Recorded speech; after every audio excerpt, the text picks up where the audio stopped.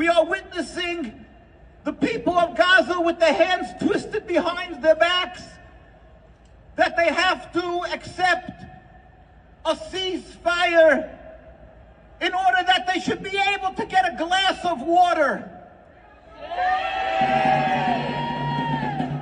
They have to accept the fact that they can't return to their homes in Jerusalem, in Al-Quds.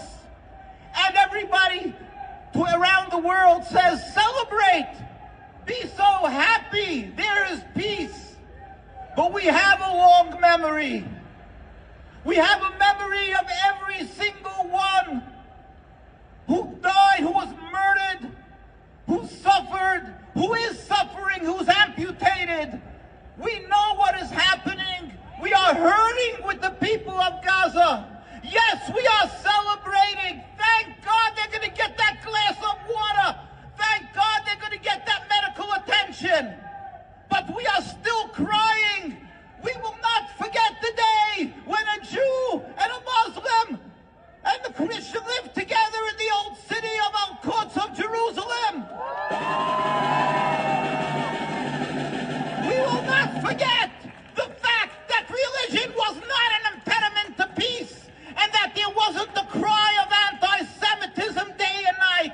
It is only this Zionist selfish nationalism that is masquerading in a religion and declaring that anybody who opposes them is anti-Semitic, and therefore you must accept their occupation.